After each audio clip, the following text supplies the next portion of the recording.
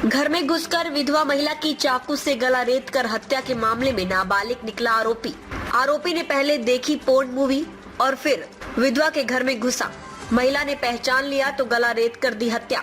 राजस्थान में एक विधवा महिला की हत्या के मामले में जब खुलासा हुआ तो हर कोई चौंक गया। विधवा महिला की गला रेत कर हत्या करने वाला पड़ोस का ही एक 17 वर्ष का नाबालिग निकला, जिसने पोर्न मूवी देखकर महिला के घर में घुसा और जब महिला ने पहचान लिया तो चाकू गोद कर हत्या कर दी।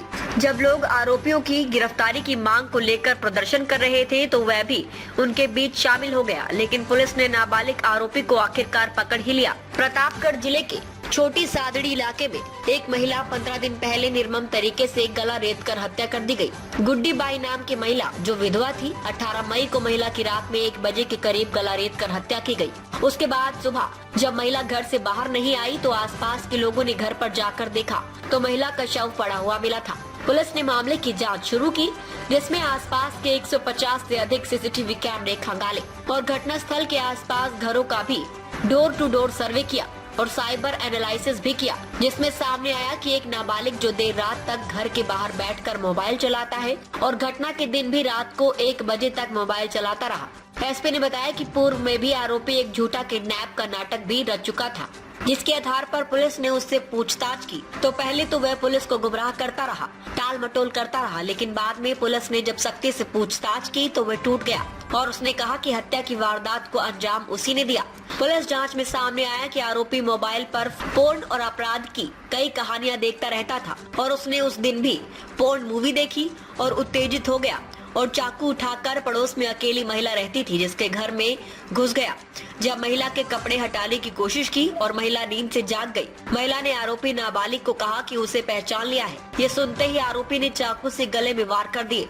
महिला ने भी बचाव के लिए काफी संघर्ष किया, लेकिन जब आरोपी ने बार बार चाकू से इस तरह से वार किया कि उसकी मौत हो गई। महिला ने बचने की पूरी कोशिश भी की, जिससे नाबालिग के हाथ में भी चाकू से कुछ घाव भी आए थे। पुलिस ने शक के आधार पर आरोपी के खून की जांच कराई तो मौके पर मिला खून और आरोपी का खून मिलन हो गया।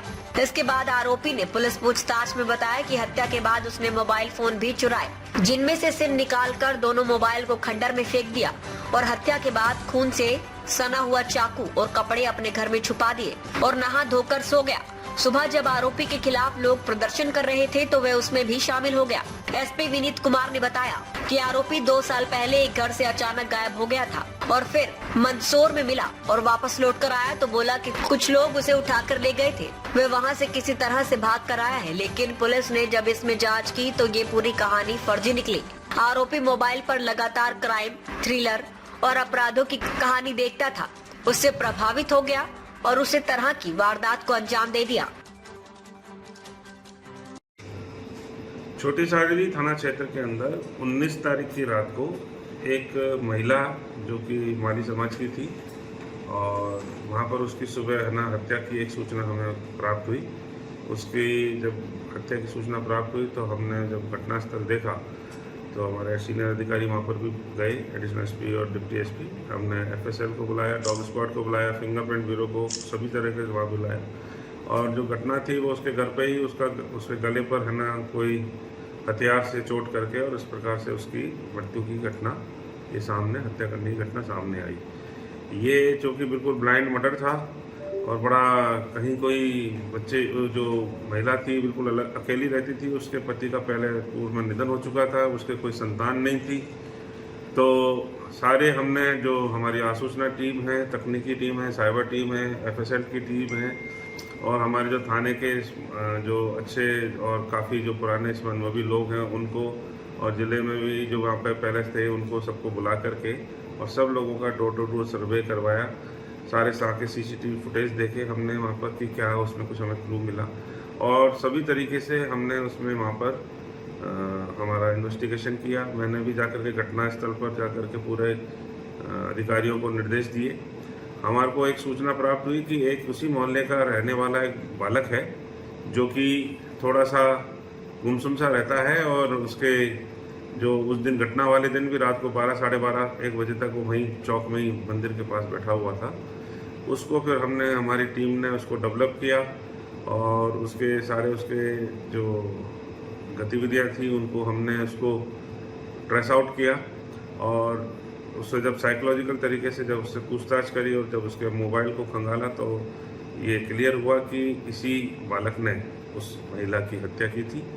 हत्या करने का जो मोटा मोटा पहला कारण सामने आया वो ये था कि वो बालक जो है काफ़ी पॉर्न साइट देखता था। वो लगभग 16-17 साल का आसपास का बालक है और वो मोबाइल में उसको अपने काफ़ी पॉर्न की साइटें देखता था। उसके थोड़े से मन में यौन संबंधी विचार भी आते थे और ये चूँकि महिला अकेली रहती थी तो इसके मन में कुछ इसी तरह की बात आई और ये उनसे संबंध बनाने के लिए घटना वाले दिन कि है ना मैं बनाता हूँ और चाकू भी ये साथ में ले गया कि अगर नहीं होगा तो फिर मैं उससे ज़बरदस्ती कुछ करूँगा। लेकिन चूँकि महिला ने वो उसी मोहल्ले का बच्चा था उसको पहचान लिया और उसने जब उसको धमकाया कि मैं बात कहूँगी तो उसने फिर गुस्से में आकर के उसको महिला के ऊपर उसी चाकू के वार से उसका क्या कहते हैं मर्डर कर दिया।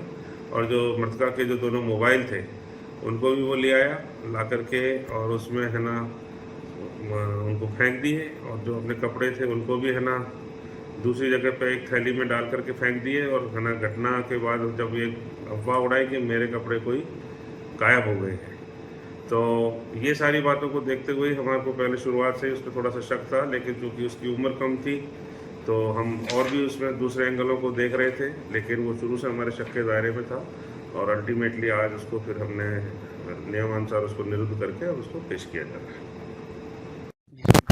इस विधि से संकट किशोर को आज डिटेन किया।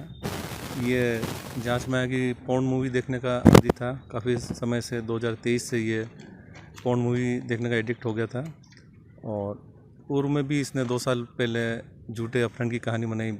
घर से बिना बताए मंदसौर चला गया और फिर इसने कहा मेरा कोई किडनैप करके ले गया है और ये मोबाइल का ज़्यादातर देखने में आया कि इस तरह की पॉर्न साइटें देखने का एडिक्ट था और इसी कारण ये इस तरह का अपराध करने की इसने कोशिश की और हत्या का अंजाम दिया। जब इसमें सफल नहीं हुआ तो डर के कारण उस महिला की हत्या कर दी।